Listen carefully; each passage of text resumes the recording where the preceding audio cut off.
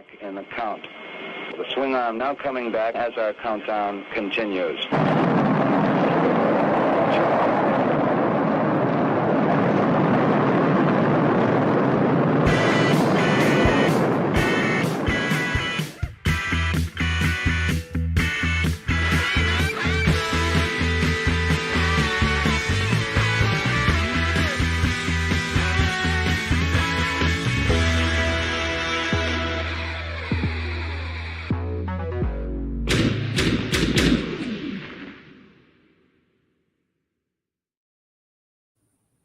Good afternoon or good evening, depending on where you are on this planet. Welcome to the Brick Something News. I am Brick Something, and I'm actually incredibly excited today to talk to this guy over here, Jeremy Girard from Four Horsemen Studios, aka Mythic Customs. Hello, Jeremy, and welcome to the Brick Something News. Thanks for having me. I'm super happy to be here.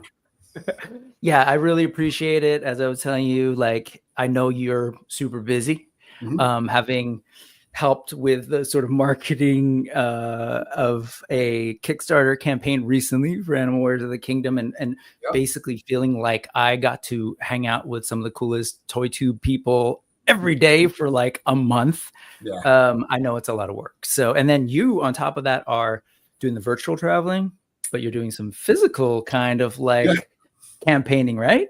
Yeah, March is a really, really busy month for us. March is always a busy month for Four Horsemen Studios. Yeah, well, because two of our biggest shows happen this month. So every single year, it's like the month starts with ZoloCon, which we did a couple weeks ago, and then it ends with Toylanta, which I've got in 2 weeks. And then we've got MesquiCon in the middle of that. So I'm traveling to Michigan this coming weekend. So it's just a really, really busy month in general, and then to throw the Beyithirr campaign on top of it, you know, we're leveling up this year. Yeah, no, it's so respect and thank you again, I guess is what I wanted to say, just because I know you're super busy. But with the time we have you here today, I definitely want to talk about, obviously, Beyithirr, the campaign. But I also want to take the opportunity to kind of just talk a little bit about your background, because I feel like we have some common touchstones, but also I think it's important stuff to help sort of inform maybe toy collectors about like a little bit about how the sausage is made and how to think about our interactions with these companies that we love and all of that. And I think it's particularly important. What you do is particularly important during times like this, where you really have to like do a lot of communicating and a lot of explaining in real clear ways and kind of respond to, I don't know, sometimes, you know, fans that have a lot of questions and a lot of emotions, let's say that. So anyway, I always love, of course, we got to say hello to all the people that are here, and let's start doing that. Michael Casper is here. Hello. Gents, I feel so formal. Hello, Brian Carr is here, back the Bay. Is that a fully fan thing? Did that take you by surprise? The hashtag back the Bay? Yeah, oh, absolutely. that and Baywatch. Yeah, it's. I haven't heard Baywatch. Okay. Yeah, people are calling it the Baywatch every morning when I make my posts. Oh, hilarious. Yeah. What's going on, Josh Brown? See, what's this? I keep hearing about a dragon. Oh, straight up here. We'll answer this question. This will be our essential question. So let me put my teacher hat on. This will be our essential question for today's class. And by the end of the class, you will have to answer this for yourself. What's going on, Controller Critic? Thank you for coming by. Lee Customs, hello, hello. I don't know if that's directed towards me. People famously know that I'm struggling with the space of it, but I have a nephew dragon. My brother is backing it, has backed it, and so whether or not there's another one in the family still remains a question. So it looks like we're not only trying to convince the person that was asking in the chat, but we're also trying to convince you as well here. A little bit. I've publicly been like putting it out in the universe. Like, oh man, I live in the Bay Area. Space is at a premium. Most of my toys, like my students, are living in a wonderful world of being able to come in my classrooms and see what Mythic Legions is all about. Figure Obscura and Cosmic. They see it. They're like, what is that? So do I put a dragon in there too? I don't know. We'll see. JMac77, good to see you, sir. Always. Thank you for coming through. And I'm going to star some of these and we'll circle back. May the dragon be with you, says Dave Orkin. I love that. I don't know what the proper hand signal is. For may the dragon be with you. Anyways. Nick Dillinger is here.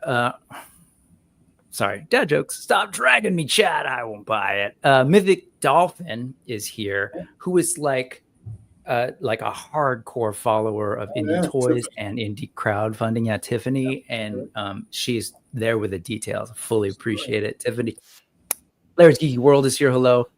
This guy always gets like special mention because one, I think Joe's my favorite people on the planet. Yep, absolutely. Nice. And like Mr. Legions, man, like he's I'm so glad that he and I got to share our first this past year. That's awesome. It's great to see him there. Threw me for a loop because I didn't realize that Steph had changed her name. But what's up, Steph? It's like another stream recently. It's like, oh, that was you. Chris Bouchard is here. Hello to you. Quincent Cyrus. Sorry if I'm mentioning that. But stationed overseas and stayed up for this. That's awesome. Thank you so much. Appreciate that.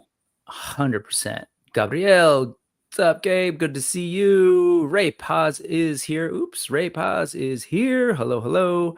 Blake Recon Rage is here. Awesome. Toy Picks, nice. He said, "Wait, Michigan? Yeah. Yes, you ought to go." That's the Muskecon, correct? Muskecon. So that is next Saturday in Muskegon, Michigan. There's actually a Mythic meetup on the Friday night.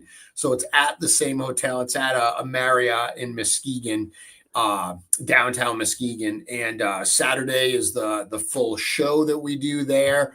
Fun little show. The crew from the My Wife Is Gonna Kill Me podcast, they put that on.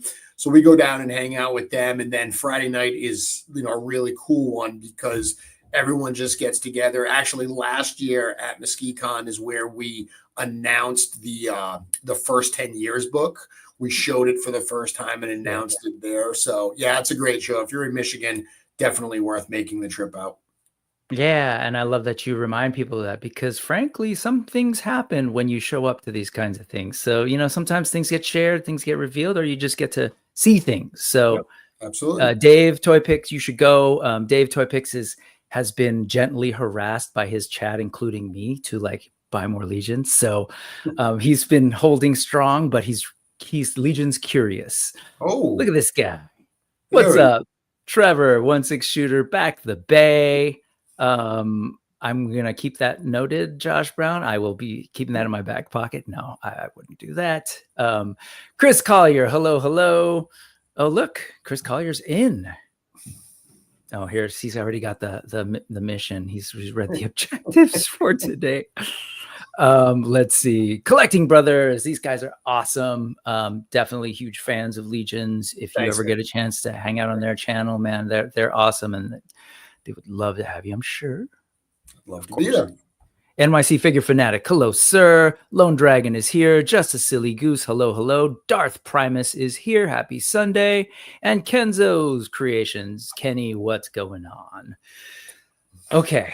Thank you to everyone. Let's do some quick logistics and we'll move through. Sure. The way the show works is we talk about a bunch of stuff and I'm a visual person, so I like to see it. But if you're like me, you probably want to go see it for yourself. So I put links together and have a Google Doc where that's all there. That URL is just past here. And I think there should also be a QR code popping up over by Jeremy's shoulder. Yeah, there it is. And after the show, I'll put up those links so you can see all this stuff, follow the other folks, reach out to them. I will say Four Horsemen Studios is particularly great about interacting with fans and handling questions. So follow the links over there, ask them the questions. Okay. So we definitely will talk about a little dragon that you all are bringing to the world that's emerging named. And this is one of the fun things about Legions that I hear a commentary all the time. The names. Beyithirr. Okay. And so this is, we'll be definitely talking about that campaign. He's, neck deep in it, dragon deep in it right now. And it's a gorgeous thing for sure. But I actually would like to start off a little bit with some context about like you and your background, how you ended up being what I've referred to as the sort of like the mouth of the studio, or like Mouth of Sauron, or and then the sort of keeper of the lore piece too that you've kind of evolved into. But let's start with maybe like your background. How does a person develop the skills that you're now leveraging as the Mouth of the Horsemen? So my background is very much rooted in design. I've told this story before, but I had taken some time out of high school to really kind of gather myself and figure out where I needed to land. When I finally decided that I needed to go back to school, I needed to do something. I was going to go for just like computer repair because I was just like, I need to do something. Computers are hot and they're new. I was not like a computer geek or anything, but I just wanted a profession that I knew would help contribute to me living, a comfortable lifestyle, a good lifestyle. When I went to the school, they looked at my background, which had a lot of art and design in it. And they said, well, hey, there's this new thing I'll call website design. And this is like 1999, 1998, I think was when I started. And I said, yeah, I'd love to do that. And I loved it right out of the gate. I gravitated towards it. It worked really well with my design sensibilities. So early on, being in the web design kind of profession at a time when we were all learning how to do this, we were all making it up as we go. I got really, a big education of how to make all this stuff work. And I always worked for small companies. So every company I worked for, it was like, oh, well, because you can do design, you're also going to do our, marketing for us. You're going to do some, banners for us for a show that we're doing. Oh, because you write for the website, communication. Okay. Can you, write this script that we're going to do here? So it was always just wearing a lot of hats and, one kind of job after another. I just took on those responsibilities. Prior to Four Horsemen Studios, I actually worked for 14 years for a technology consultancy. And I started there as a creative director running just the designers. Then I took over the web design department and eventually became the director of marketing. So I was never like an IT guy. I was never into computers and stuff. Right. But I was into communication and I was into conveying information on what we were doing. So I used to run all of our events. I used to plan out all the presentations.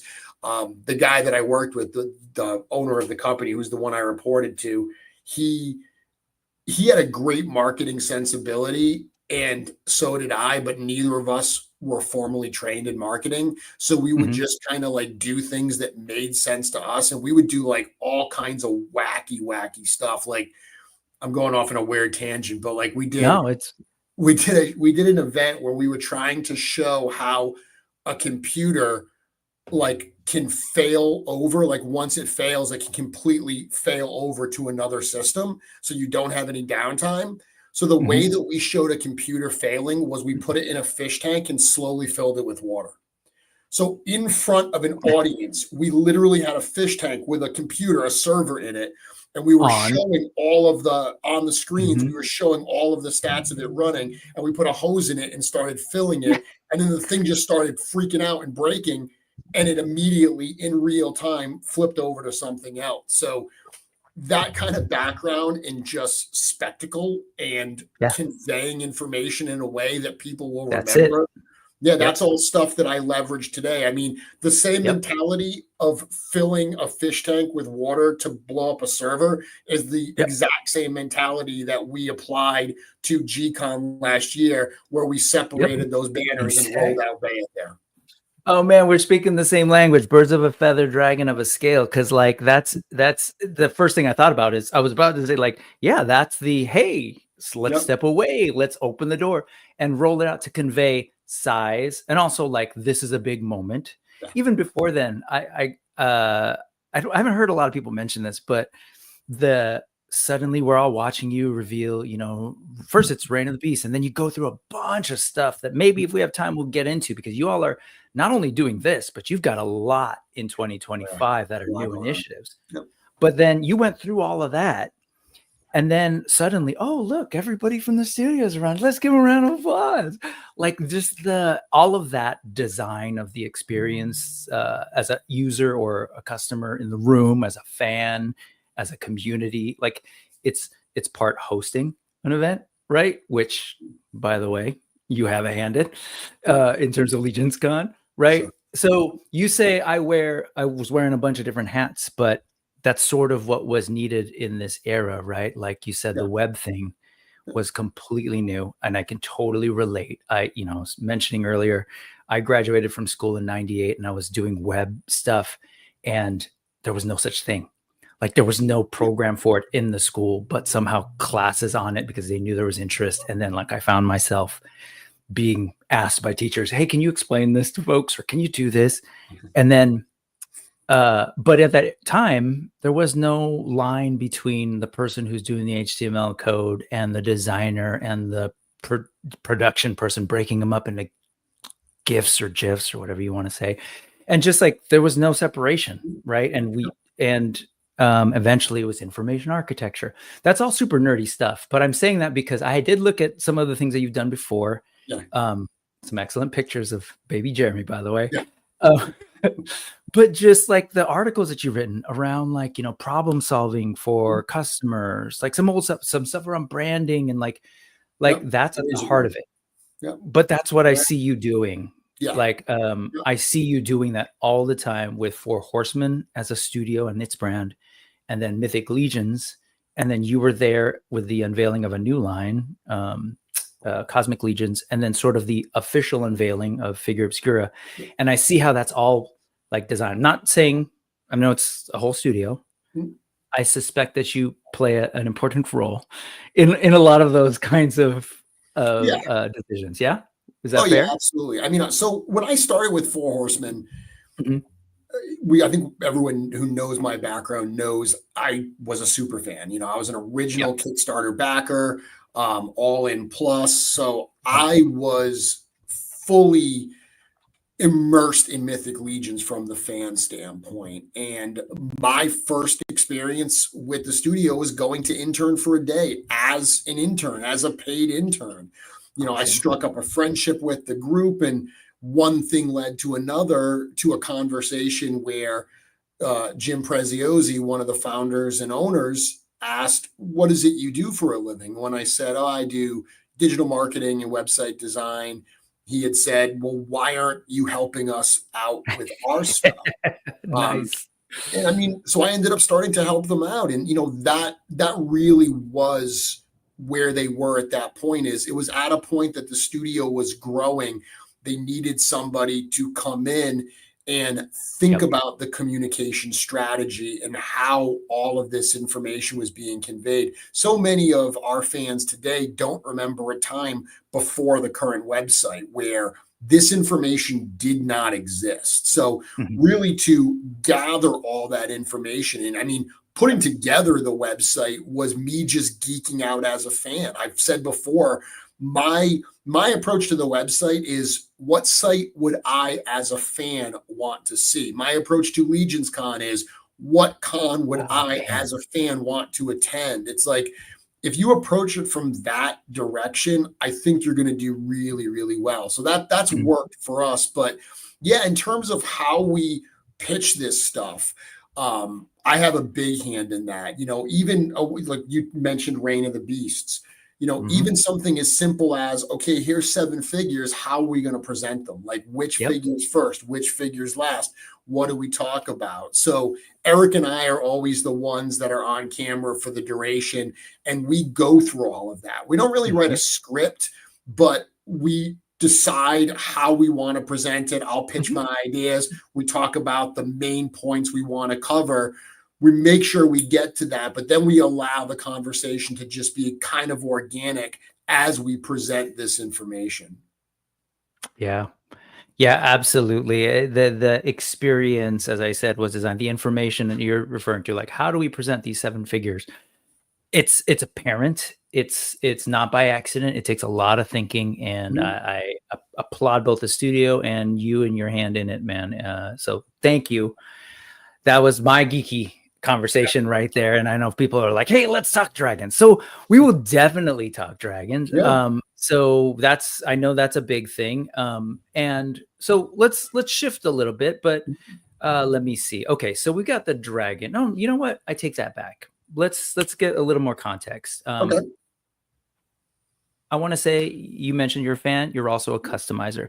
So while you have this awesome brain for thinking about how to present the brand and, work with the community and fan base and everything, you're also, as you say, a fan and a customizer. Yep. And I just want to quickly shout out, and this will be one of the links that's there, but I want to shout out all your work. And I am like one of those people that you mention all the time who was an early fan who's like, I want to understand these more. And I look at your old videos and like how to, break them apart and how to think about them. Really, like that's me. I'm also a Lego guy. So I like to think of the logic of the system. So that was one of the first things once I realized, oh, these things come apart and people, so, okay, how does this all work? And so I'm just quickly scrolling through. You all can see this stuff later, but clearly he's like, and this is old. Like these, so yes. I haven't. Yes, they haven't updated this. No, because back when I was first getting started with customizing, I used to update like on a daily basis. So for 2 years straight, I made a post every single day, and almost every day during that 2-year span, it was a new custom. There were a couple repeats there or like new photos of an older custom, but by and large, they were new customs. So I had to update Instagram and then update the website, and it just got to be too much as my responsibilities as I started working with the studio and having more to do and having to update the studio website. I got to the point that something had to give. So I continued my Instagram page at Mythic Customs is where I post all of my work basically these days. But the website I've left up kind of as like basically a historical archive of the work that I did during those early years. Yeah, well, it's fantastic. And I'm scrolling through just to give people a quick sense. And if you haven't figured it out, it's alphabetical order by sort of character category or designation. And we're in the G's.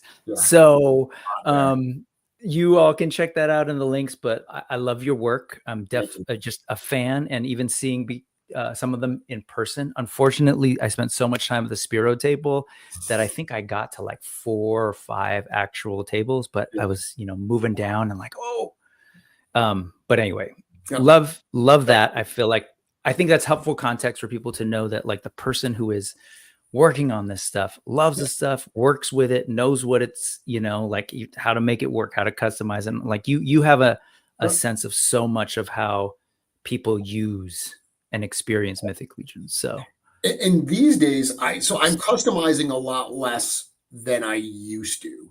I would assume so. There's a very practical, just the amount of time that I have, but there are like ideas that I've had that, as insane as this is for me to say, instead of me making a custom figure and posting it on Instagram, I've had ideas that now have become figures in the line. Whether it's the Legions Con release figures, whether it's other figures that are in the main line or some of like the exclusives that we've done at shows. I've had the incredible privilege of being able to see a number of my ideas and designs make their way into the actual line. So that's awesome. Customizing Congratulations. a little, but it's cool because I mean, when people buy, so I design all the Legions Con figures. So the unknown one from a few years ago, that's the only Legions Con figure that I didn't design. And when I say I designed it, obviously this is a team effort. Everyone in the studio lends a hand. I've said before that, when I'll put designs together, Joe Vassapolo is always the one that has to pull the parts, and Joe is invaluable when it comes to seeing it from a different angle now that the parts are in hand and saying, hey, this part may not work the way you had imagined, but what about this instead? So there's a ton of back and forth that goes there. But to know that people are buying those figures from Legions Con and opening them up and displaying them, and those are things that I had conceived of, that's absolutely incredible. That's cool. And, I know it's always awkward. I don't know how you all as a studio handle this, but could you tell us maybe one recent example of something that you had a hand in conceptualizing that became a figure?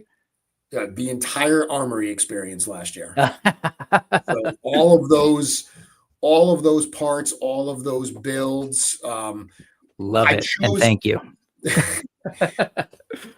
But as an example of, community, like the studio involvement, I didn't choose the color. Like I chose the colors, but in a very general sense, red, gunmetal, purple, green.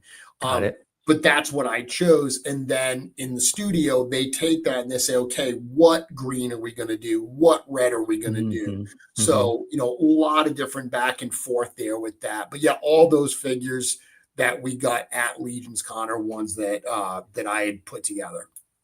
Well done. Well, that was amazing. That was, again, just one of those things that I was so happy to be there for and experience. And I got to do intern, as folks on the channel know. And I got to experience that really early. And it was fantastic. It speaks to the whole idea of like an experience design, right? Absolutely. Of thinking about how do you move the lines and how do you like educate people so they can quickly see what the parts are and put signs and all of that, even the decor and everything. Some of those lamps, I was like, oh yeah, I've seen those at World Market. I have a couple, but even you being an intern, you talk about experience, like at intern, we had stuff set up slightly different. Like we started with, okay, choose your head first, then choose your body. Right. And when we started doing that, people were like, actually the head should be the last thing you choose. Like you should build the core and then say, okay, what head do I want to pop on? So like we genuinely used the interns kind of as guinea pigs in order for us to figure out like, hey, we plan this out, but we need to stress test this and actually see what works. And we made changes at Legions Con because of what we saw at intern. Very cool. So yeah, responsive design. Look at you. Yeah. And since I'm here and it landed on it, Rick Jones just want to let you know that the Mythic Legions Legendary Barbarian looks so great. I can't wait to get one or two. It's a dream figure for me. Awesome. I will just say again, this year's busy for you. You all announced a lot that's happening in 2025, and yet somehow you kept dropping all sorts of surprises. So it's just like, it's amazing. It really is amazing. So, you know what makes me so happy is we live in a world, the toy community, toy collecting world, where it is so hard to keep secrets, right? Yeah. Yep. It's so much gets leaked and revealed and stuff. And it makes me so happy that we've been fortunate enough to be able to still surprise people with things like the Figure Obscura drops, the Legendary Barbarian, the Ninian at Legions Con, being able to, actually do that stuff. It's genuine surprise is such a special, special thing. And that's one of my favorite things, is to be able to know we have a surprise coming and then just like kind of throw it out there and sit back and see the community respond to it. Yeah. Yeah. Oh my gosh, it must be so fulfilling. And just in terms of that, that must feel so great, especially in the internet age, right? Where it feels like nothing's a surprise. And anyway, so folks, those are his customs. He started doing his YouTube channel to kind of support that, right? And talk about customs. But now this is actually a great venue to get information about the line and everything. Four Horsemen every Wednesday. No, not necessarily every Wednesday. What's your schedule? It's typically every Wednesday. I took 2 weeks off earlier this month because of travel and my birthday. Then I taking the next 2 weeks off once again because of travel. But typically it's Wednesday nights at 7:30 p.m. Eastern on my channel. And I started that a couple of years ago now. I had done actually a YouTube show, and after the show was done, like I hadn't seen the comments during the show. And after the show was done, I went back and I realized there were all these great comments that were being asked that I really wanted to talk about, but we never got to it on the show. So I kind of had this itch to have that conversation. I don't have a lot of like collecting friends around me typically. In real life. Yeah. In real life. Yeah. So the online social experience has been incredible for me as a collector to connect with like-minded people. And my show allows me to do that as well. It allows me to kind of embrace my love of presenting.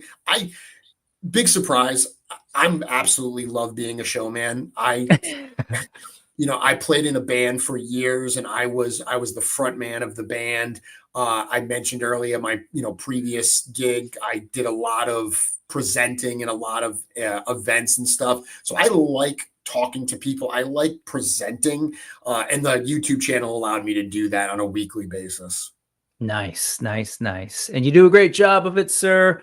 Yeah, lots of great info. Every episode kind of has a focus for the most part, unless you're answering questions. And it really is like, it's hard because there is so much information, and a lot of us, including myself, like we're trying to report on like, hey, check out this and check out the news, the latest thing. But at the end of the day, the definitive like clarity of what, it's like, oh wait, what did he say? What is the info? Like, go check it out. Go check out this channel. And as we'll see later, the Four Horsemen Studio channel, of course. Yeah. Okay. And then, you mentioned this has kind of become a place, IG is kind of where you've been sort of posting your more recent customs. Yep. Awesome. Let's talk Dragon. Okay. This is your big project right now. This has been the bulk of your work, trying to communicate and help people understand, wrap their head around this thing, because I was there when it was revealed.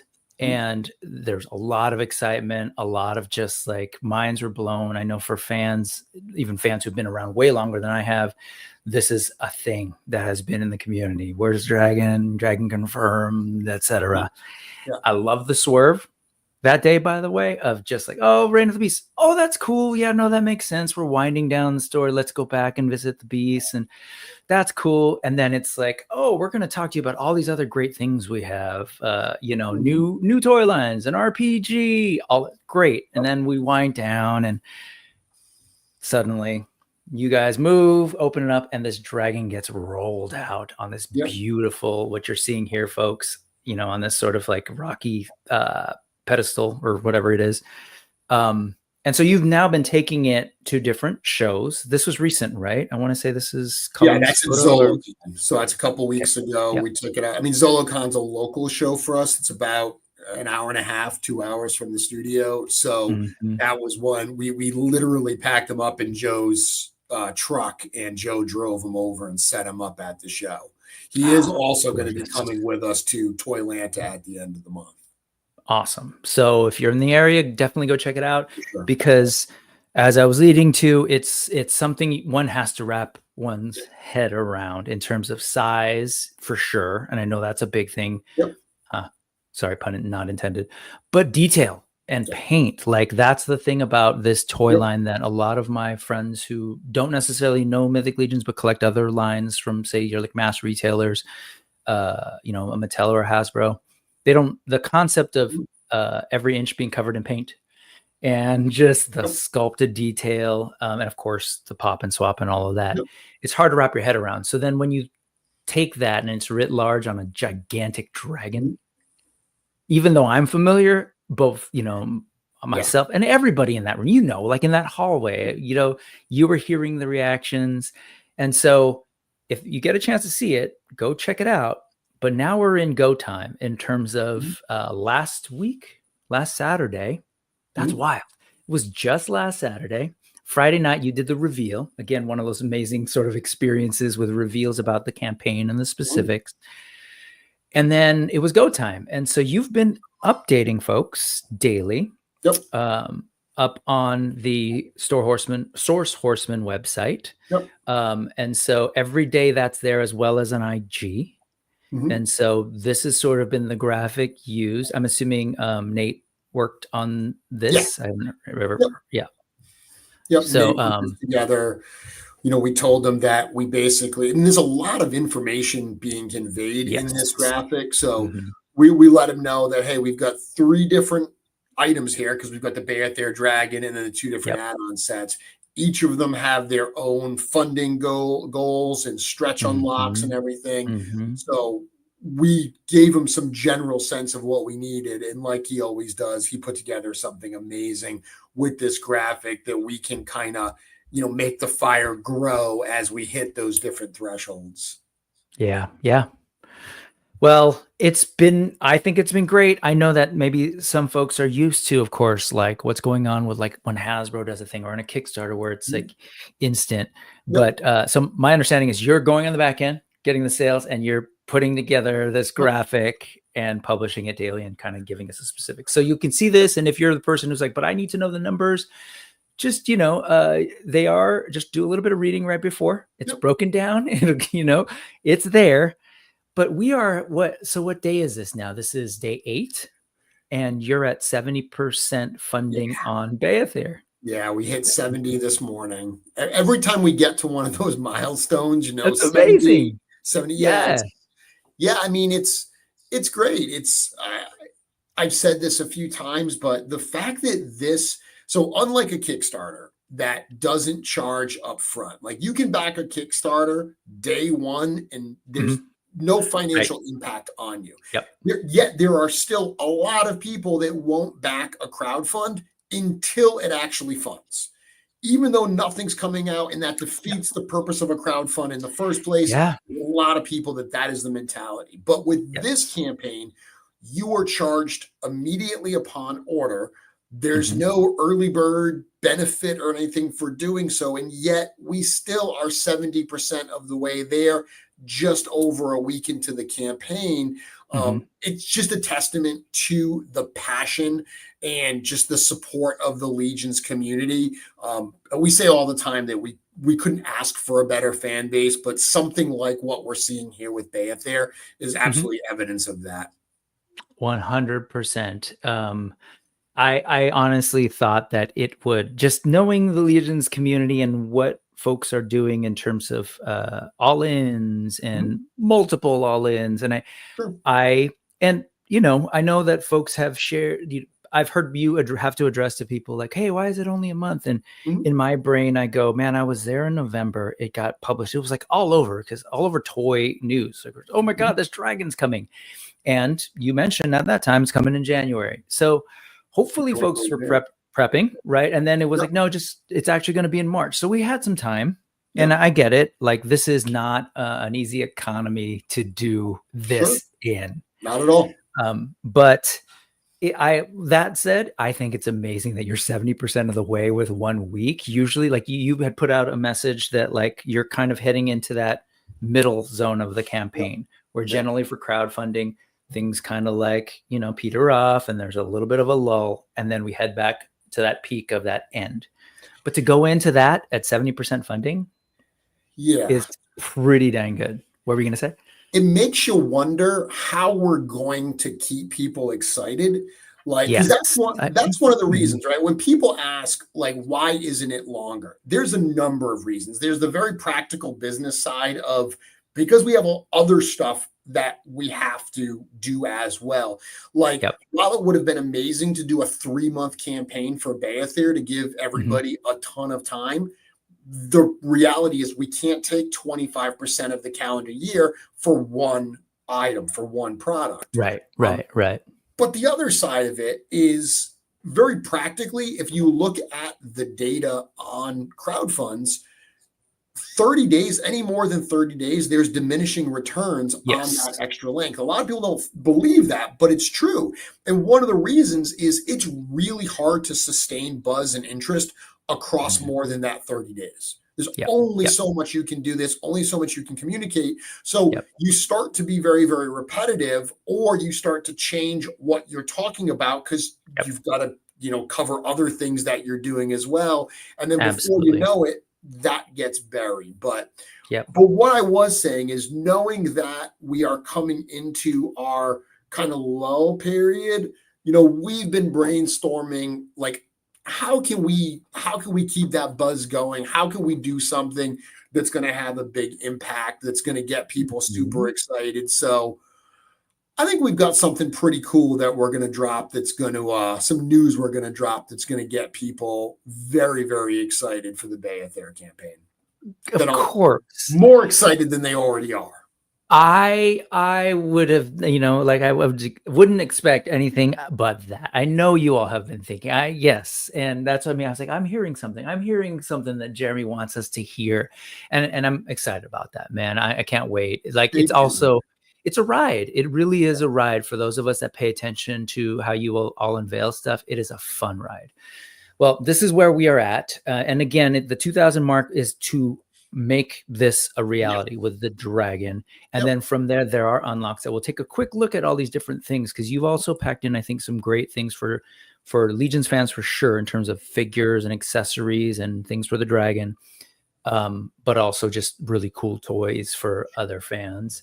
I want to share this because I love that I saw this post, and shout out to Dorklair for the recommendation. Because so can you highlight a little bit about some of that conversation, just to, since we're talking about information design? And so, I mean, it's so interesting because no matter what you do, you can plan out your messaging, you can plan out your approach and everything, but if you aren't flexible, you're going to run into problems. So that's one of the things, is we're always back to the design mentality. I remember a book I read years ago called Do It Wrong Quickly.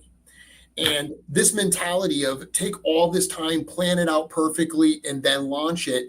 Well, if you spend all this time, too much time, and you launch it and it doesn't work like you expected, you're behind the eight ball because you spent so much time doing that. The mentality was like, just come up with a plan, launch it, check the data, and adjust as possible. The quicker you get it out there and can adjust, the better you're going to be. So that's kind of what we do, is we come up with a plan, we strategize what we go forward with is what we feel is going to be best. But we're also, as a small company, one of the great things is we're nimble and we're flexible. Yep. We put this up, and then I was doing a live stream, the Saturday afternoon live with the group yesterday, and Dorklair Bill mentioned that what he's been doing, Hedgehog, what Dorklair's been doing is actually cropping part of the meter just to show the level to the funding goal. Because there are some people that are getting confused because they're looking at this at a glance, and they're thinking that you got to get to 4,000 in order to fund the dragon. And realistically, that's where all the unlocks are fully open at that point. That's a great place to be. So, so I did that this morning based on what Bill said yesterday. I thought it was a great idea. Once again, learn as you go, to crop that to show specifically those meters and where we are relative to the minimum funding goal. Yep. Shout out to my teacher fam, Bill. Yeah, he's presenting information all the time and trying to figure out how to make it accessible for all sorts of folks. So yeah, I love that. I don't see a world where we don't hit this. I really don't, but I don't, whatever. That's where I'm at. We will see. Let's hope.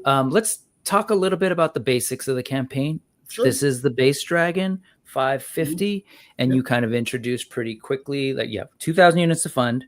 Then from there, we've got some unlocks in Sir Benegar, a brand new original character that I know has. And then we've got a couple of other figures here. So there's this one that'll unlock at 3,500, the Ashen Skeleton. We'll take a look at those in more detail in a second. Let's start with Sir Benegar. What are the main things you want folks to know about Sir Benegar and this figure? I mean, one of the things that I think is worth repeating is the way that we approach stretch goals for this campaign was we have a certain unit price for how much this costs us. That unit price is what dictated our retail price. If we get higher units sold, we get a little bit better unit price. So our unit price comes down, but we're not charging any less for it. So we're making more profit per piece at that point. Instead of us doing that, our approach to stretch goals was, okay, if we get $10 off our unit price because we hit a certain number, let's add something back into the package that costs us $10. So our unit price stays exactly the same. We're not making more per piece, but we're selling more units, and we're making the more money, we're making the more profit by selling more dragons. Because that's the end goal here, is we want as many of these out there, as many people to be able to enjoy this. So that's the way we approached stretch goals for this. When we realized that the costs on the dragon were as high as they were, and we couldn't realistically and responsibly just like make it and hope for the best, when we realized that we needed to go back to the crowdfunding model to make sure that the market was actually there for this figure, we said, okay, well, if we're going crowdfunding, we're going stretch goals, what kind of cool things could we add? I know we're going to get to the Ashen Skeleton and Zombie, but those were easy additions because we had added them to the diorama at Legions Con, and so many people asked for them that it was like, okay, well, we'll add those. But right out of the gate, Eric knew he wanted to do a Dragon Knight. So that was in there right from the beginning. Not a character to fight Beyithirr, but we call this character the champion. Of Beyithirr. So a character that's part of the Order of Beyithirr faction, a character that's connected to the dragon itself. And then it was just a matter of Eric going in, sculpting that brand new helmet, sculpting those new pauldrons, sculpting that sigil shield. So adding that, CJ doing an amazing job on those soft goods. This is pure Legions, where there's not a ton of new on this, but what is new really, really elevates this. And then we're able to use, some of our existing library to finish out the character. Yep. So let's talk a little bit about those new pieces, just to call them out, right? So we're talking the pauldrons are brand new. Yep. The helmet and the horns, I guess, are brand new, and the shield. Is that right? Am I missing anything? So those are all brand new. Now, technically, that faceplate is new to you. That is something that we had sculpted previously, that Eric had sculpted previously, and we just haven't shown it yet. So that's been something that we've had. And that, I should point out that the soft goods, the sigil shield, and that secondary head, those are all part of the upgrade set. So those are all those pieces.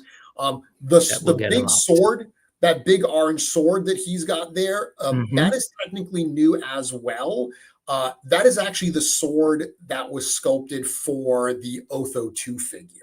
So the Otho 2 one has a different pommel on the end of it, but it is generally the same broadsword and scabbard that is in the photo that we shared at Legions Con of Otho 2. That's the same sword there as well.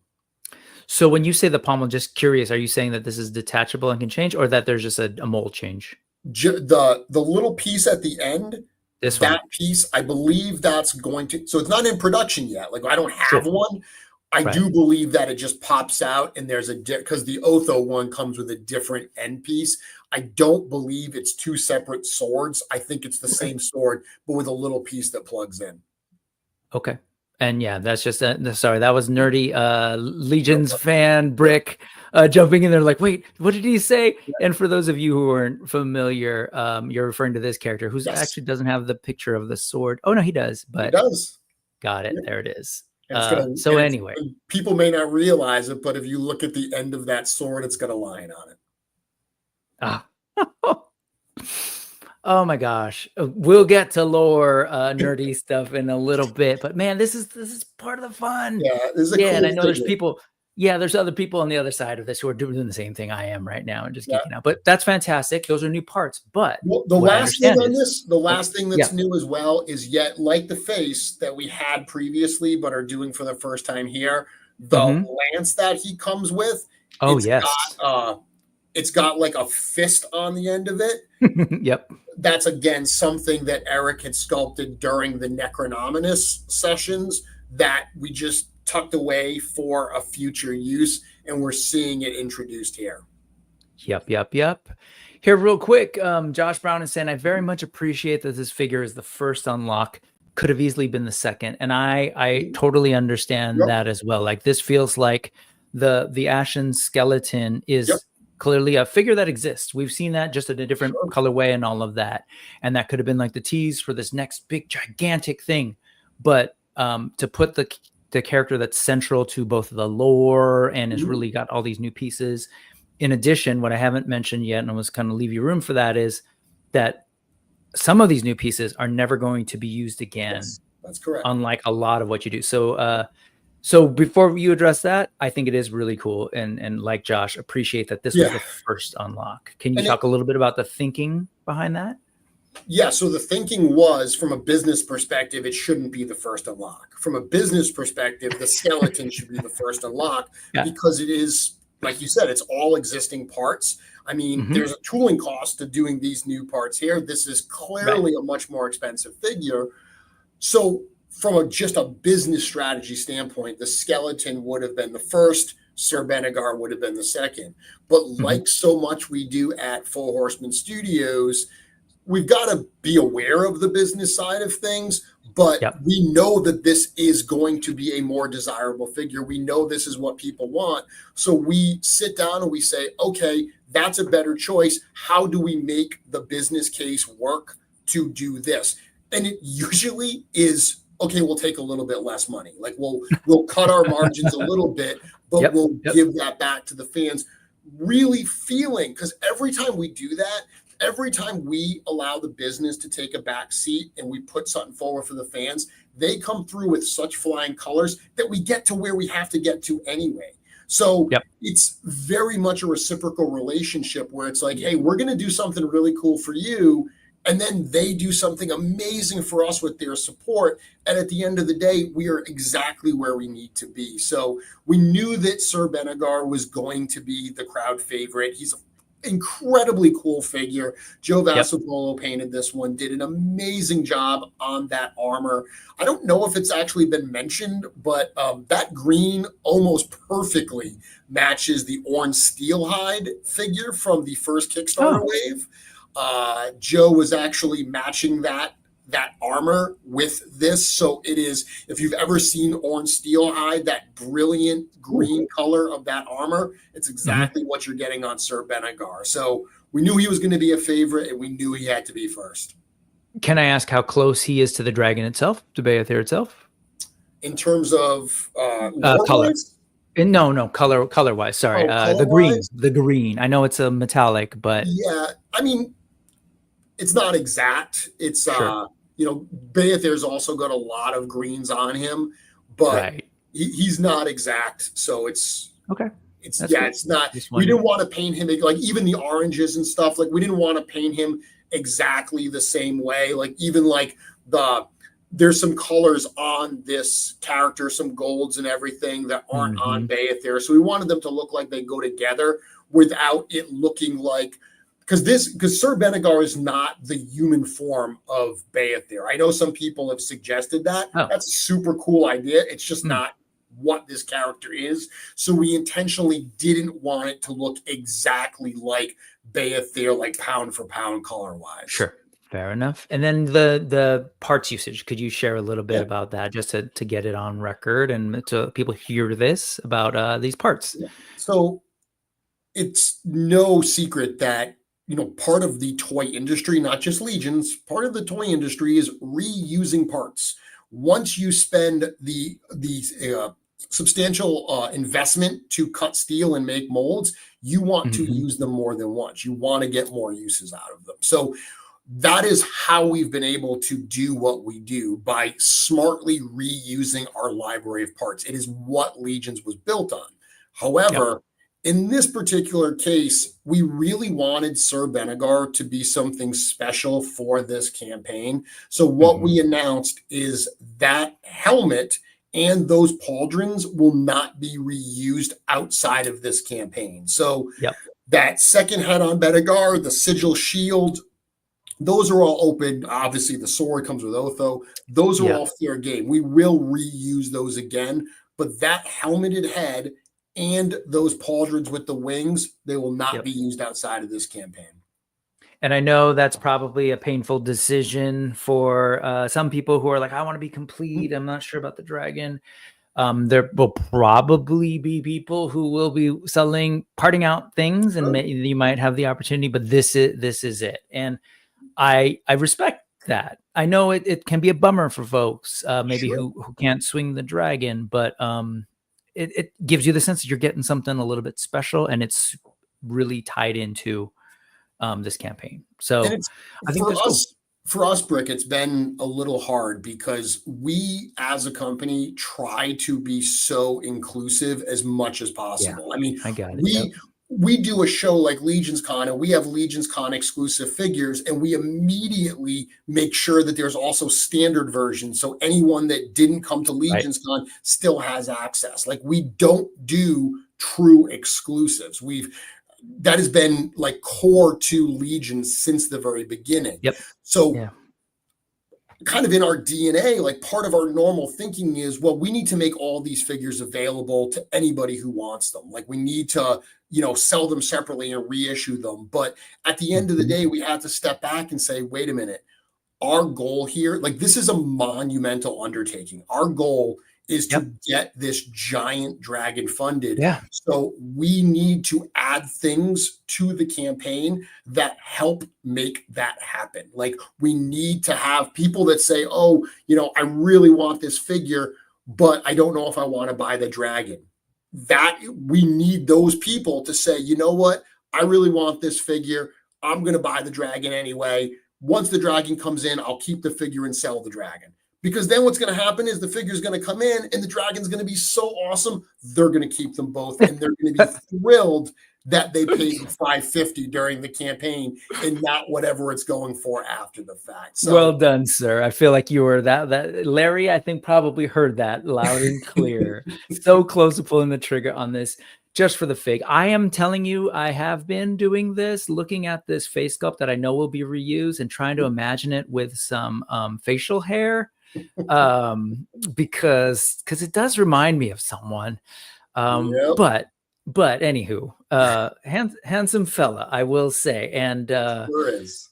And I know that Trevor is one of those who is just wanting these figs too, and he's trying to make deals with folks still, like, and I get it, because if one thinks about like how many of these figures might end up being produced, right? And anyway.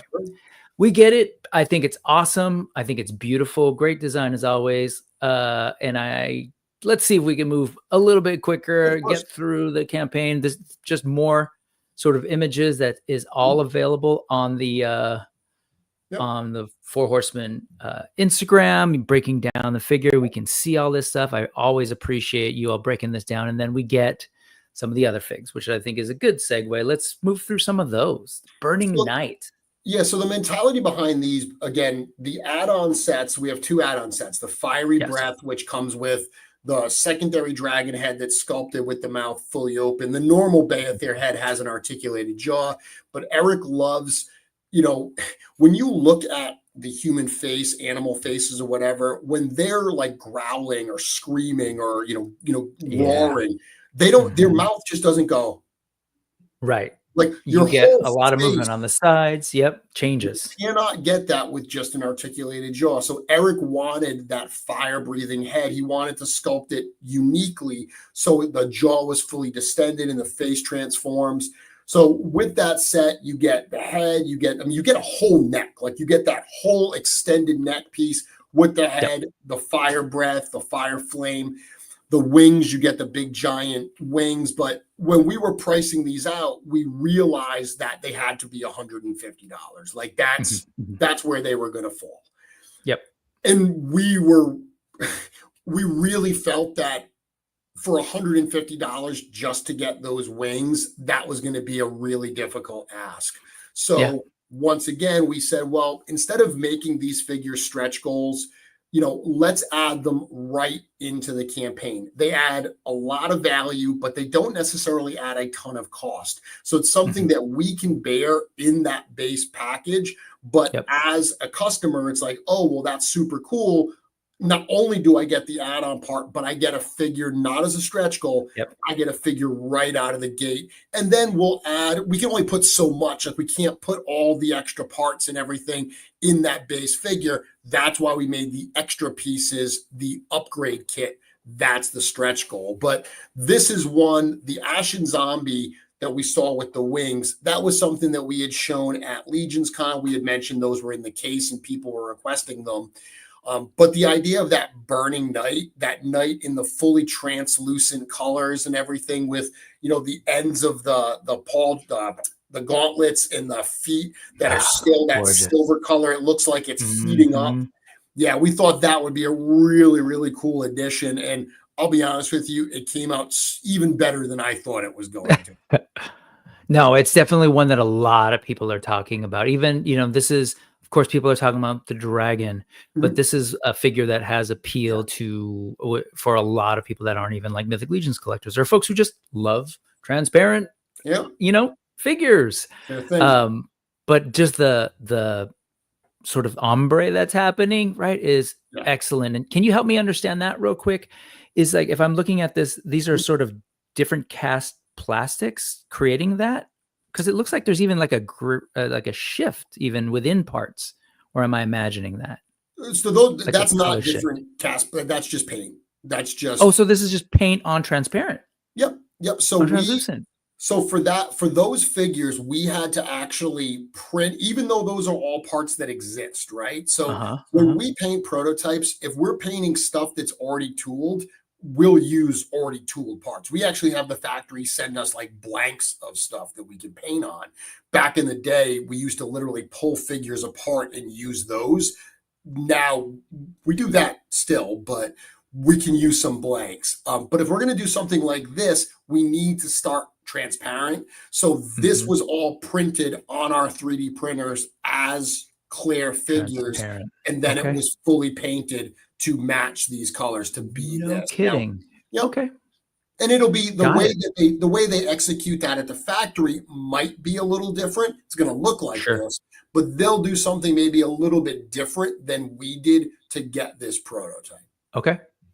That amazed me at Intern for Day 2, by the way, just in terms of, what people are sending in terms of the paint guidance and nope, we don't send Pantone. It's like we send it and they replicate it, and how close they get is amazing. So there's a lot of, this is a fantastic figure. This, as you said, comes with the fire reset, which is perfect. Let's talk about the other figure. Oh wait, actually these are newer shots that you posted recently. Yeah, that's a shot from Trevor. So what we did was we had Brad.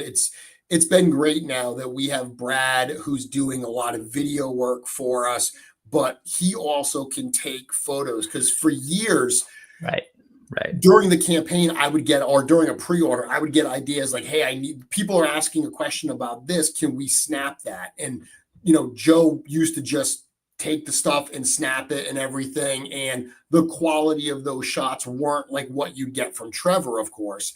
Now that we have Brad taking shots, he's really great. And we've got Trevor. So with these, the original shots we showed during the live stream were ones that Brad shot simply from a timing standpoint, because we had to get them out quickly. And then we sent it to Trevor. And this is one that Trevor followed up with. Got it. And then with the wings, you already mentioned him, but can I just say that this body is one of my favorite things in the parts library. I love my I don't know where he is at the moment, but the builder pack, the undead builder pack that came in Necronominus. But that torso, I only got the one, the Edgar Allan Poe, help me out. Red Death. Yes, I only got the one, which is this body. This is great to see, and I'm glad to see that you all are really thinking about using that a lot more. The heads, that's gorgeous, and that's one of the cool things. Obviously, we're talking a lot about Mythic Legions, but you mentioned earlier we've got Cosmic Legions, we've got Figure Obscura. One of the great things about having these three lines now is they all feed each other. So something like this, that entire body from like the neck to the feet is the Mask of the Red Death figure. the fact that we can introduce a figure in Figura and then immediately find uses for it across the other lines, it really opens up our library in a very, very exciting way. Absolutely. The brick and Brick Something comes from a Lego background. It's something that I've used when I was doing Lego stuff. So I fully appreciate this notion, right? Of just like, what's our parts library? Gorgeous stuff. Again, I think clearly based on how the speed at which those accessory packs are moving, I think people like the accessories as well as the figures being offered. And here's a new shot by Trevor, I assume. And again, that's why we added these figures. So people felt like, you know what, the add-on packs are cool. I'd love them for my dragon, but maybe it's something I can skip. You add a figure like these in, and immediately you get a number of Legionnaires that are like, okay, if I was on the fence, this got me over it because I really would like that figure. So it adds value to that package in a big way. Absolutely. And I know a lot of people firsthand who are actually participating in the campaign by not getting a dragon, but getting these and trying to figure out what they're going to do with the dragon parts. But so I think it's really great. And, you know, people have wondered, why don't they just pack it all in together? And it's like, well, now you're forcing everybody to pay for everything at once. So no, that's exactly right. We wanted to give people options, you know, instead of, because here's the reality. If we had packed all of it in together, it would have been $850. Like it wouldn't have been any cheaper just because it comes in one box. It would have been a bigger box all in, you know, to get it all in there. And again, we knew that there were going to be some people that didn't, you know, want the wings or whatever. We wanted to give people options. Somebody that wants everything, bless you. Thank you so much. You can buy all 3 pieces. As far as I can tell, tracking this, it happened during this process, this conversation. So good job. Respect, Larry. No, it's great stuff. And of course, I think last but not least, correct? Yeah. So this is part of the dragon itself. This is past Benegar. We get those higher, you know, numbers. We get an ashen skeleton, and he looked fantastic in the case at Legion's Con. No brainer. We all love, a lot of us, I should say. I don't want to speak for everybody, but a lot of us love this body. And the heads. Great additions. The different species heads. This is the least sexy of all the stretch goal figures. Absolutely. And I saw some people point out that they were like, oh, you know, this shouldn't be the final unlock. I agree with you. It should be Sir Benegar. But because we wanted Sir Benegar earlier, we literally flipped them. I mean, like I said, any other company would have done the skeleton as the first and Benegar as the second. But we wanted people to get Benegar earlier rather than later. I don't know if we're going to get to 4,000. I certainly hope we do. But obviously, if we put Benegar earlier, there's a better chance that we unlock him than if we left him till later. So that was the mentality. So yeah, the skeleton is definitely the least sexy, but still very, very cool. And this is my favorite part of that, is that vampire head, because that totally ashen skeleton with the vampire head, it absolutely reminds me of a vampire that went out in the sunlight and just got charred. And that's if that unlocks, that's how I'm using it. Killer. I love it. If that unlocks, you should responsibly say that. I will say it will unlock, and everyone's going to be thrilled at their toys. But this is, it's a great addition. And I'm glad you all switched that up. You know, you understand your community as well. You understand your market and the folks you're working with. So, absolutely. All right. So let's talk a little bit about the fun logistics. Before that, yes, Past Benegar was one of Trevor's favorite 80s artists for sure.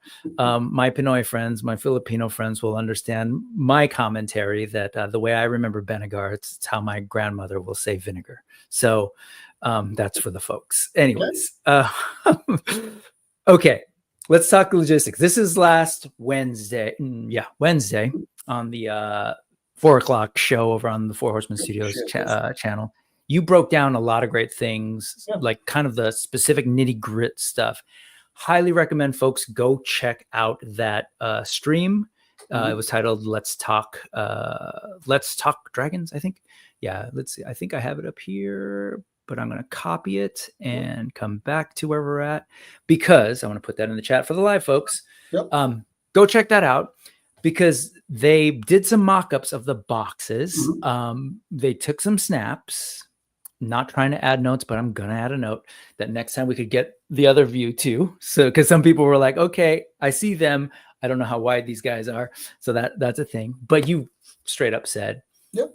If you're planning on coming to do pickup, which is a thing that's possible if you're local or for some reason planning on driving, you need a gigantic vehicle. Yeah. You need a gigantic vehicle. There's no way that's if you order all three, you can see the box sizes, and you took a lot of pictures. So Four Horsemen Studio on IG is definitely a friend for all the folks who are familiar with your products.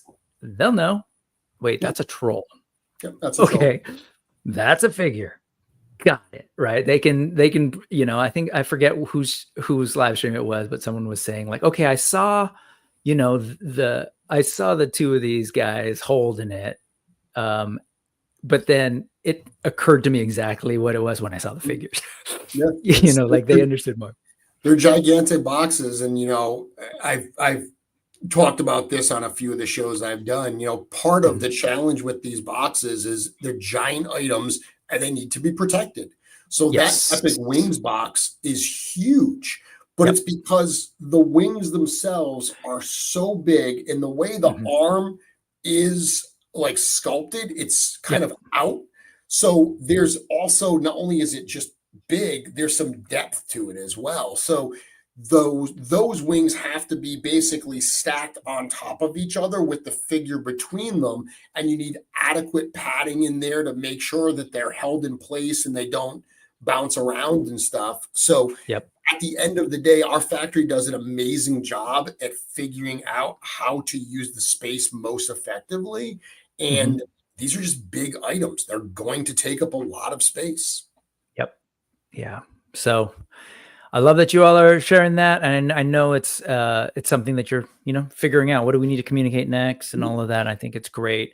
The other pieces that I won't necessarily show here, but I highly recommend, again, checking out that episode, because you did some articulation breakdowns that I haven't quite seen in any other place yet. So that was a fantastic place to go check it out. There's some videos there. And I'm a process nerd. Yeah. So seeing shots of not only Chris's legs, but Chris's leg on top of the steel molds for his D13 stuff. And then you talking about how that's going to compare to the molds for Beyithirr. Oh my gosh. Yeah. Cool. That behind the scenes stuff is always super cool to see. Chris does such a great job conveying that information. He has so much knowledge. It's funny. Chris is such a character, and like so many people know the wacky side of Chris. But I'm very fortunate that I get to work with the other side of Chris as well. You would be the professional and expertise, huh? I'm assuming. You would be hard pressed to find someone that has his level of experience and expertise when it comes into this part of the process. He's absolutely amazing. So hearing him show and talk about that stuff is always a treat. Yeah, it's clear that that he knows his stuff and is super experienced. And, I know that he's working with a bunch of folks on production, and that's because you guys got, between you and everybody else, man, you all have like a great stable of folks at Four Horsemen. Here's a box question, because you're talking about the factory and figuring out how to pack things. Do you know yet if it's going to be plastic trays or foam? I do not know yet. Okay, fair enough. And yes, folks, Bill loves hearing Chris talk behind the scenes, and Cloud loves how much he shares with us. It's fascinating. Absolutely.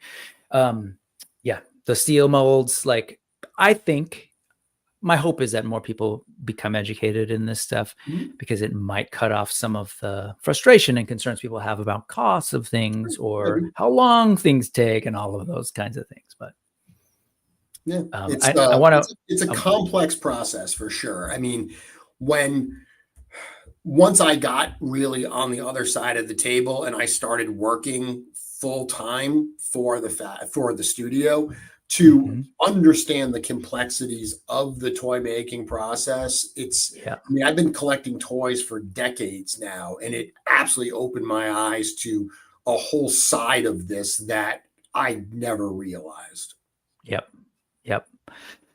Okay, well, that is the campaign. I have been following it. I love it. I'm kind of a nerd of the whole crowdfunding thing, because I think it's such a fun part of how toys have developed. There was a comment earlier.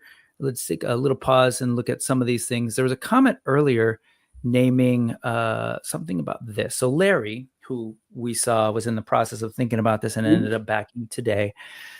This is where he was at the beginning or early. Still had not yet pulled the trigger. He said, I want to back this, but I'm still trying to find a better place to display my Super 7 Thunder Tank, Cat's Lair, Teenage Mutant Ninja Turtles Party Wagon, whether it's Super 7 or somebody else, or NECA's or that other one, HasLab, his tank, Dragonfly, and Galactus. And I appreciate you, Larry, for putting this up, because I think right there is illustrative of where we are at in our collecting moment, right? The fact that these things all exist, they're gigantic. For many people, these are grails for the nostalgic brands that they love. Like, who would have thought that we'd see a Cat's Lair like that? I mean, I should rewind a little. Who would have thought we would have gotten that size Thunder Tank with a level of accuracy? And then they're like, here's a Cat's Lair. It's an amazing time. It's an amazing time because of the crowdfunding aspect of things, that companies can take risks and do things like this. You know, like before, everyone was so risk adverse because you didn't know if you could actually do it. Now the fact that companies can give it a shot and see what the community, what their customer base is going to support. And I mean, and obviously not everything happens. You know, HasLab obviously had a few campaigns that didn't end up entering production. You know, Super 7 had that big, you know, Cobra kind of mothership. The mothership, you know. So there have been stuff that people, you know, companies have tried to do that for one reason or another did not find the market that they needed. I'd rather see, you know, a world like that, where people try stuff and let the market dictate whether it goes forward, than companies who are just hesitant and they only like go after the low hanging fruit. They don't try to swing for the fences and you know, really try something ambitious. Yeah, I agree. I also think for the whole crowdfunding thing, I would much rather personally live in a world where they don't just produce a bunch of these and a bunch of them go unsold and go on clearance and they're taking up space, and that's a lot of plastic on the earth. Like, yeah, there's something to be said about crowdfunding getting a really good sense of who wants these things and how many should be made. But all that aside, what I wanted to say about this is it's amazing that all of those things exist. If we look at those are all tied to very powerful, evergreen intellectual property. Yep. I've said this a couple of times. I've used the phrase toy history. People sometimes laugh because they're like, oh, how highfalutin. But like, truly, if every one of these things is absolutely toy history, these are things that we're going to talk about, just like we did the USS Flag. But you all are doing this for an IP that is relatively new, 10 years going on 11, wasn't tied to nostalgia. And you we saw this thing, and before you joined, right, they built this thing up from the beginning, and we've seen it develop into a place where you can give this a shot. And not only, like, no shade on those things, because they're all beautiful. I actually own in boxes 2 Galactuses, but which is part of my problem with this thing, which is anyway. But those things are fantastic, but you're taking a risk on your own thing. And again, I'm not trying to throw shade on anything else, but it's that Mythic Legions had, you know, like every inch is covered in paint and multiple paint apps, and the level of sculpts, the fact that Eric was sculpting every one of those scales, like everyone by hand. Fantastic. Like it truly is. Again, I know this sounds really highfalutin, folks, but there's a reason people keep saying it. It's a work of art. And I'm of the opinion that a lot of modern toys, they're art. Like, if we look back at our history and some of the capturing the human form, and we look at what people are doing now, Like, imagine if you dropped some of these things back in time and people would be like, what is this? How did they achieve this? And we're just mass producing it, right? And now you're like, here's a dragon. So I say all that because I do want to emphasize, like, I do think this is a historic toy moment. I hope that that's sinking in for everyone at the studio. Cool. Because yeah. It is. I mean, we know what we're trying to accomplish here. We know the magnitude of it. We know the challenge of it. You know, again, all those pieces that you just mentioned, you're right. They all are tied in to, and I have a bunch of those. I have a Galactus. I have a Senate, I have a His Tank. Yep. Those are projects. Those are licenses that, you know, have been around for a while. They're the juggernauts of the toy action figure aisle. So out of the gate, they're already going to have a customer base that we don't necessarily have because we don't have the decades of cartoons and movies and entertainment properties behind this Mythic Legions name. I also think it's worth pointing out that our minimum funding goal is also a fraction of what all those other ones are. That's right. Thank you for naming that. Yeah. Like, you know, the His Tank was like, wasn't it like 8,000 that they had to that?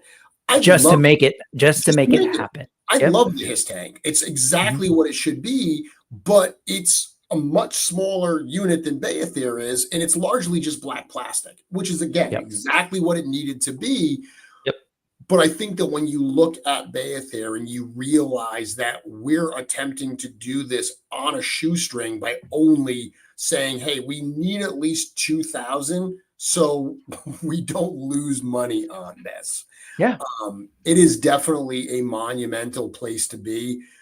It is something we want in the world. This is a labor of love. This is a passion project for every single person at the studio who is behind this.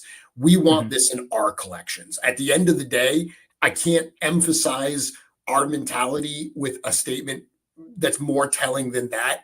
We are putting out a toy that we all want to own. Yep. Which is great. Because I think, yes, as a person who's also creative, there is always that drive of like, how do I create the thing that I've always wanted or that I enjoy? And so I get that. And really quickly, thank you, Jonathan Hedgehog Action. And good evening, gentlemen. He wants to let everybody know that the dragon can actually sit on the floor in any room. Everyone has room. Fair enough. And it's noted. And I did hold this up earlier. I picked this up last weekend thinking of him because I was like, oh, what a cute hedgehog. And this is coming to you at some point, Jonathan. Anyways, thank you for that. Thank you for the super chat. Okay. Let's maybe go another 10, 15 minutes, and this will probably be frustrating for folks because they probably would love to hear Jeremy, the keeper of the lore, go on and on about lore. But I also know that you can't talk about a whole lot because that's part of the surprise. Yes. So if I could, though, I just want to highlight some things, especially for folks who are new, because there is a lore. And as people have pointed out in the chat, that a lot of us grew up with, the G.I. Joe, the Masters of the Universe, the Star Wars, and we love the lore, we love the story, right? Tolkien, whatever. And that actually bolsters our love for these brands that we end up spending time and money with but to echo Brian real quick and sort of build off of that, Jeremy deserves lots of props for the lore. The line's not nearly as good as if you don't care for the story. And I know that so much of it is so much as Eric in his head having this. It's like your job is to take that and turn it into a story and figure out the narrative and figure out how this all pieces together.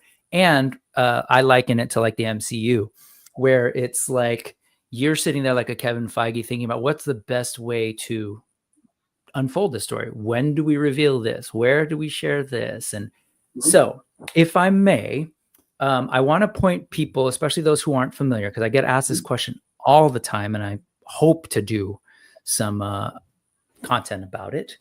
But folks can, do their own homework as well. So I'm not holding anyone back. Four Horsemen, excellent website that I know you had a hand in.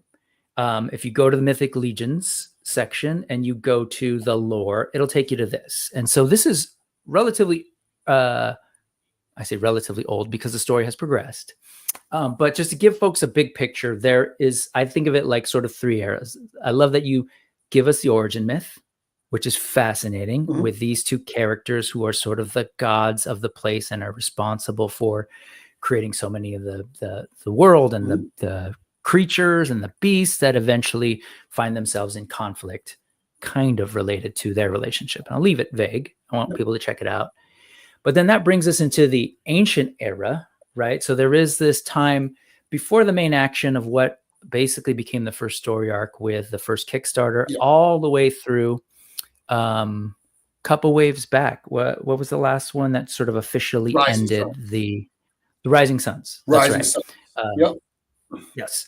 And so that sort of closed that first story arc. And if, there was a lot of figures in between there, but so there's the sort of ancient history, the early world where we start to see this conflict between the dark forces and our sort of, if there's the dark forces, what do you call Xylona, and is there a name? Great Beasts. The Great Beasts. So you refer to them as the Great Beasts. Okay. The dark forces and the Great Beasts. And so these are this earlier good versus evil battle.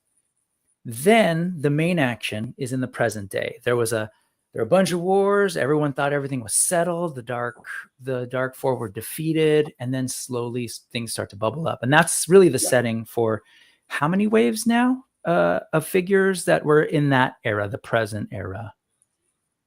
Goodness. If I had to guess, 20. Basically most of them except for 2 or 3. So really everything that came before Ashes of Agbendor would have all been modern age. So Ythrun and Xylona and the Advent of Decay wave and stuff. So technically those are from the first age, but realistically everything we've done is part of this modern age. And you had mentioned that Rising Suns was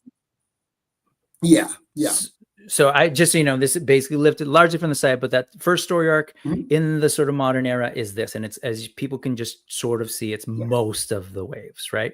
Yes. And then you did mention technically some of these waves had figures and characters that came from the ancient era. And this might not be correct, really, but this is sort of where one. Oh, okay. Got it. But Reign of the Beasts, technically? So Reign of the Beast, yes, that would be, because I said that before Ashes of Agbendor, everything was modern age. Ashes of Agbendor has characters from the first age and the modern age. Right. And then Reign of the Beasts is all first age. Yeah. Reign of the Beast was all a look backwards to the first age. Right. So again, for those of you who this may or may not make sense, but there was this big sort of storytelling. You set the big picture of the ancient world, told the story in the modern era, and then towards the end, you started having us look back a little bit. So there's just a lot of great storytelling there and presented with figures. And you mentioned Ashes of Agbendor, which totally threw me. And it took me a while to click when it was, but what a great bridge, right?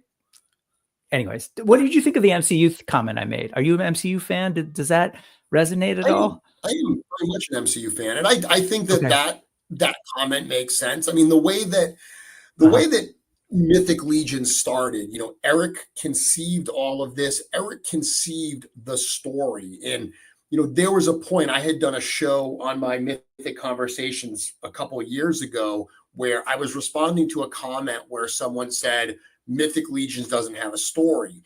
And I said, it actually does have a story. It's just never been told in a linear format like we're used to. It's never been, put down in a book or, a cartoon or something like that. And that made me say, you know what? I took everything that existed. I laid it out in a linear format. And then I said, you know what? I want to write this book. I want to put this all together.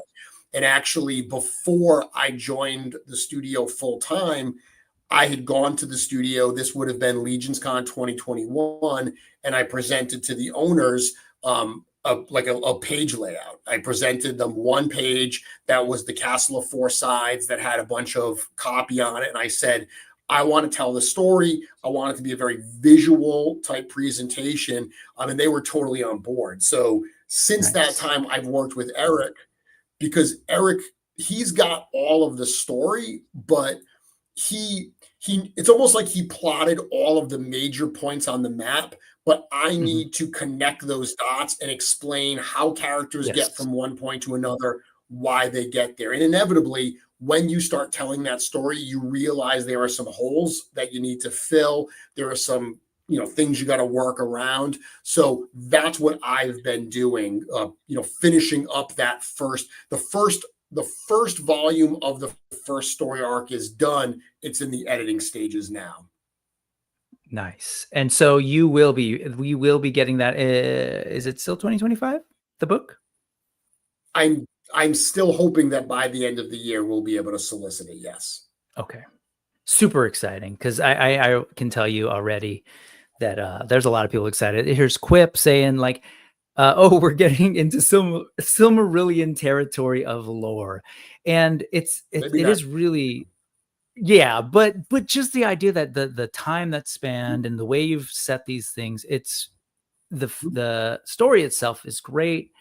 And knowing that it's coming, going to be produced is really exciting. And so on that note, let's go back a little bit. Brian Carr, sorry, I missed the super chat. And thank you. Seriously, folks. Awesome job on the lore, Jeremy.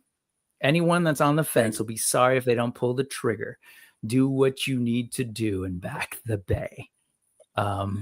Thank you, Brian. Really appreciate that. Joe Gonzalez, I'm already looking forward to adding the other 4 pillars to my collection, which is where I want to go lore-wise. I kind of wanted to end on that note. It's like, let's talk about how Beyithirr fits into all this, because that was actually, well, I don't know if it was the most exciting. Everything was exciting about G-Con, man. Like it was really exciting. I can't believe that was my first, because I feel like it was a real like fun moment in the history of both the line and the studio. So I'm with you, Joe, and thank you for the super chat.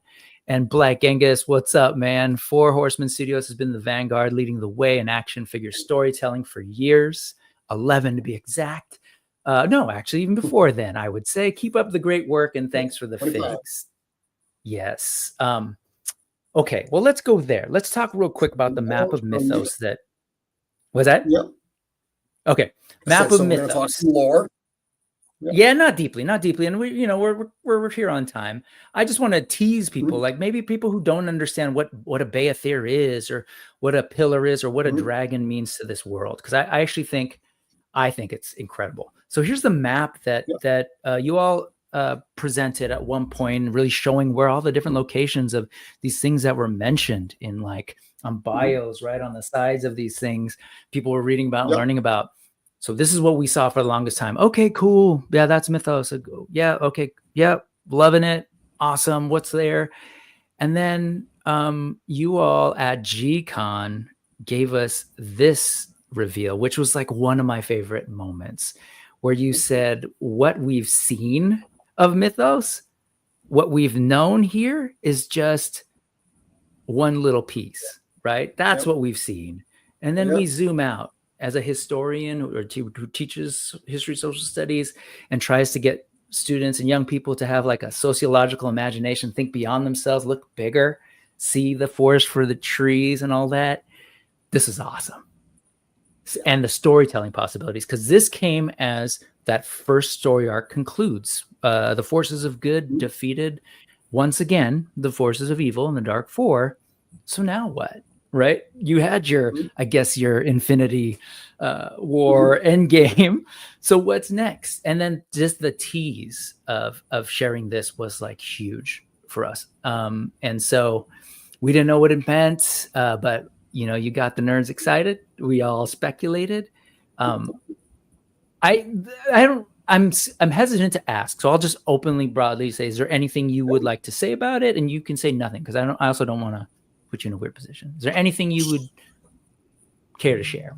So Beyithirr is part of our second story arc, in that we had the first story arc. We've got the Rise of the Dark Four. I mean, the Dark Four, they are the physical embodiment of war, famine, pestilence, and death. They are literally the Four Horsemen of the apocalypse. So that is what we're dealing with. They were kind of our antagonists during the first age. They were defeated.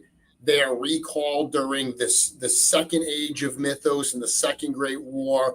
Now we're moving on. So, we had those interim waves like Ashes of Agbendor that provide that bridge. But as we start looking into the future of Mythos, this is where we were like, okay, how are we going to present this? So going back to the idea of we want to release a dragon. This is how this conversation started, where we've always wanted to release a dragon in Mythic Legions, but there was a just inability to do so in the early stages of the line because the company just wasn't at a point, success-wise, financially, to be able to even attempt something like this. So now that we can attempt it, I did not want to say, oh yeah, dragons have been there all along. We just haven't actually shown you one for this first decade of the line. That didn't sit right to me. I wanted there to be a lore reason why, if we're seeing the dragon now, we're not just saying, yeah, they've been there all along. We just haven't talked about them. I wanted there to be a reason why we haven't seen the dragons. So a big part of what we're doing with Beyithirr and the pillars is introducing them in this new arc. And what we presented at G-Con was basically this kind of story setup where Beyithirr, there's a giant earthquake that shakes all of Mythos, and all of a sudden things are changing. Like there's weird weather patterns that are starting to happen. There's weird creatures that are sighted. Things that have never happened in Mythos are starting to happen. And there's this giant earthquake, and suddenly there's like a mountain that was never there before. And this giant green dragon starts flying over Mythos. And the way that we wrote it is he flies over this giant golden tower that has 4 beastly heads adorned on the top of it. Well, anyone that knows Mythos knows that's the Castle of 4 Sides. That is literally the quadrupoint of Mythos where all 4 of the heroic kingdoms meet. Okay. He flies over that, and below him, there's all these creatures, humans, other characters, elves, that are pointing up at the dragon in the sky, amazed. And Beyithirr looks down and he doesn't recognize this land and these people. And he's immediately like, this shouldn't be here. This is a threat. So he flies back and he basically says that the other pillars, because we name him as one of the 5 pillars of the first world, which is something from a time before what we've known so far. And all 5 pillars have not been awake at the same time in forever, which they don't know the last time. But he realizes that they've never seen a threat as dire as what he sees right now, and he has to wake the other 4 pillars. So that is kind of setting the stage for this next story arc. And the one thing I will tell people that I haven't said before is, if you think dragons are the big bad guys in this next arc, you're wrong. We're not just going to say, oh, let's introduce, because we immediately said we don't want to introduce dragons, and suddenly that's the big thing. Like, okay, we went from the Dark 4 to fighting the 5 pillars. This is a lot more nuanced than I think people are expecting right now. It's going to be an interesting ride to see how all of this unfolds and to see where you mentioned your MCU kind of comment, where we go now that we're done our, Infinity Gauntlet type arc. Where do we go next? What do we do as Mythos expands? And Beyithirr is going to be a big part of that. Man, thank you. Thank you as a fan. Just hearing that, I was getting chills. I was getting excited. And thank you for sharing that here. No, absolutely. And this is the stuff that I was, again, super geeking out about. You mentioned all of this, and what I'm sharing, folks, is directly a slide from what they shared at G-Con when they revealed this. And we were like a bunch of small kids hanging on every word that Jeremy was reading as you're going through this. And this is just, by the way, this is the second one. You mentioned the pillars, right? And so, oops, not there's a question here. Brian Brink has a question. I was going to bring it up. Bring up this. Okay. Because I'll give you a little piece of information here. I'll give you some more. This one? So Brian says east, west, north, south. What's the fifth? So the Beyithirr is the pillar of the west. We've said that. So it would come to reason that there's also a pillar of the east, the north, and the south. But we mentioned that there's 5 pillars. Do you have any guess what the 5th pillar is? Oh, you're asking me? I do not. And I don't. Let's see. So we've got the directions. What would be the 5th? Oh my gosh, I have no idea. Cosmerium. No, I'm just kidding. Well, that's what he said. He says cosmic. So the 5th pillar is the pillar of the 5th pillar is the pillar of the underworld. Oh man, I just had some Tears of the Kingdom. But sorry, spoiler. But excellent. So we've got north, south, east, and west, and the 5th pillar is the pillar of the underworld. Woo, man, that is exciting. Oh my God, you all are doing some amazing stuff. And here's a question that has come up a lot. So are the different pillars all dragons? Has that been stated? Like, there's been some questions in the community, and you can just say no, it hasn't been stated. Okay. So I didn't think I said it, and I actually made a comment on the Cabal that we've never said that we're all dragons. And some people pointed out that apparently I did say they were all dragons. That's what I thought. What I will say is, at one point we conceived all 5 pillars as dragons. That may change. Like, that's again one of the things. We've got ideas of where we're going, but as we progress and as we see things, we get other ideas. So we like to keep some things open. I know a lot of people are asking if we're going to see another dragon. We're not going to tool all of this and never use any of the parts. You will not see Beyithirr fully repainted. Like, you will not see that exact dragon with all those parts in just a different color. If we do use those parts, there will be things that get swapped in and out. But back to the pillars, we'll have to wait and see exactly. Those are the locations. Those are the names of the pillars. But we're going to have to wait and see what they materialize as. Got it. So there's the 4 directions. There's the underworld, and I love people. Dorklair, English teacher, I love you. Pillar of the depths. But yeah, and then other people their brains are starting to go on what's possible. Again, I love that you said, let's keep it open-ended.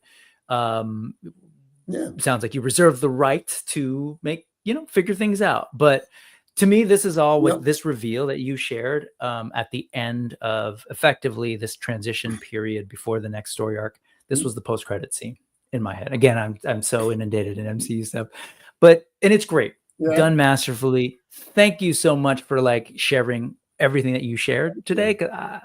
It was fantastic. Again, this is one of I have it up, folks. It's one of the slides that they shared at G-Con. Definitely look for that original live stream from G-Con. And just sit from the beginning. If you haven't watched it from the beginning to the end, you can kind of go back to our earlier conversation about design, experience design, and us sitting there in the audience and just go on the ride, because there's a lot that we didn't cover today that basically is like your and the studio's work plan for this year and next year and wherever, of just new toy lines, it's amazing. And we don't usually you all are doing so much. No. And we don't usually do that. G-Con is usually like, hey, here's the new wave. It goes up for pre-order after the reveals are done. And that's it. But because it was such a big, important year, we revealed Reign of the Beasts. And then we had a bunch of other stuff that we talked about, including, you just mentioned, a new toy line. I mean, Infinite Legions was revealed at G-Con this year. everything that we're buzzing about right now with Beyithirr and, the Reign of the Beasts, and there's so much exciting happening. I'm going to be honest, I am more excited for Infinite Legions than I think anything else we're doing right now. Yeah. I mean, it's exciting. I did sort of like want to talk a little bit, but that's okay. There's so much time, and we've been going for like an hour and 45. I did want to maybe just. Yeah, I would love it, Jeremy. This was amazing, man. And sorry to pack it in, but I was like, I don't know if I'm gonna get to talk to Jeremy again. Let's go. And this was it, right? This was the moment. This was on their post. Brick is here. That's Brick right there. Filming it. Filming all sorts of footage that people never see because editing is a pain. But no, this was an amazing moment, and you all are real good about thanking the fans and recognizing, like that the fans are there for the ride. They've helped make it happen. But I also want to throw it back to you all. Thank you, specifically Jeremy. Thank you to the Horsemen for everything they've done, not just with Mythic Legions, but even before then, man. I've bought plenty of Four Horsemen toys in one way, shape, or form since the 90s. Yes. So oh man, I'm still processing a lot of what you just said, and I really appreciate it. And I do want to apologize a little bit for to the chat because I know people had questions and things, but I definitely got a little selfish today and wanted to hear. I was trying to surface that. I hope you all got a lot out of our conversation, and I know you're super busy. Like we said, you've got a tour. What's next stop is Muskecon? Yeah, so next stop next weekend is Muskecon. Like I said earlier, Friday night we'll do a Mythic meetup. Saturday is the show, and then the week after that I'll be down at Toylanta. Toylanta has a Friday night VIP, like short couple hours, and then Saturday and Sunday. Okay. And actually, we live in capitalism. So when people throw dollar bills at me, I have to speak. Terrence, what's up, Terrence? He wants to know, let's go here. Is there a you're going to have to help me out here. A continuation. Is it for the Graveyard series, right? The skeletons 4-pack that just shipped. The surprise that we added to the Graveyard Skeletons is there's actually a product catalog in there. So I went back to, my days, because when we put out Graveyard Skeletons, we knew that there would be people that would buy this that don't know what Legions are because they're cool, like Halloween-y. So we wanted to be able to cross-market Legions to them. So we were talking about ways to do that, and we were like, hey, remember like back in the day, Kenner Star Wars figures, they came with those awesome little like product catalogs where like you get, a snow speeder and you start flipping through, marking off all. So we were like, let's do a catalog. Like that would be super fun. So as a surprise in the Graveyard package, there is actually a product catalog of all, this stuff. And the last page, it shows the Graveyard and it says you are invited back to the Graveyard October 2025. So that question was presumably asking if we're going to return to the Graveyard. I put it in print, so I guess I have to. Right. There you go. It's committed. It's in print. You can't. Once it's in print, I got to do it. So you can't edit that file and hope that when people reload that piece of paper, it's different. Well, there you go. You'll have to wait and see. You have to come back in October, this October, to see what Four Horsemen has in store for the Graveyard. Man, hey, thank you again so much. You did list out where you're going to be physically. I know you're also sort of like making the rounds. I know I don't want to put you on the spot, but if you happen to remember, because I know you've got you probably got yourself a list of people that you're going to stop by. And while I'm going to give you a little time, maybe look at that. He was just on with Carlos and Jorge, the Badass Reviews and From the Realm, and that was and Mega J Retro, and that was an awesome conversation. That was one I caught yesterday. He was on Saturday Day Live, so check that out. But moving forward, did I buy you some time? My next one I'm doing on this Tuesday at 8 p.m. I'm doing one called Adventures in Collecting. Yep. Hey, I see you. So that one's new to me. And then the other one I have is the following Tuesday, the 25th. I'm going to be on Wade's show for Unparalleled Universe. That's what I've got booked right now. But follow my if you follow me on Instagram at Mythic Customs, as soon as I get these and I'm going to do them, I'll post them there as well. That's awesome. Hey man, thank you for coming on these little channels like mine, and just I really appreciated the conversation, learning a little bit about you, your background, hopefully giving folks some insight into what a badass you are, and the rest of the studio, as well as all the lore stuff, man. And somewhere along the way there, we talked about a dragon. So I will tell you, I have put it out there that I have space limitations. I have wavered back and forth. Every time I'm on a stream talking about it, every time I'm watching, I'm thinking about it. And there definitely is a pull. I'm just like, well, the reality is it'll be in a box somewhere. But like, I kick myself thinking that I might not have this amazing piece of history. So we'll see. Can't confirm anything. I'm still trying to hold strong. But either way, man, I'm going to support however I can, because you're doing great stuff. All right, folks. For sure. Thank you, everybody, for hanging out. Thank you to everybody with the super chats. Thank you for everyone who was patient, asking questions. I'm sorry if I didn't answer them. Yep. Next, what should I say? Oh, tomorrow, can I say that I will be over on Legions Lounge. I'm really excited for it. My brother Ted and I will both be there talking a little bit about our experience and just how much we love this stuff. So I'm really excited to hang out with Trevor and the crew tomorrow. And then next Sunday, for those of you who are curious who we're going to talk to next week, there's a brand new toy line coming out called The Dark by Haxon House. It's something that a lot of folks don't know, but it's creepy. So check it out. And then yeah, go check out Jeremy where he's at. Back the Bay. If you're like me, you're hearing Jeremy type away in the morning and you're seeing that update and you're super excited. All right, folks, here's where I play some music and then we basically say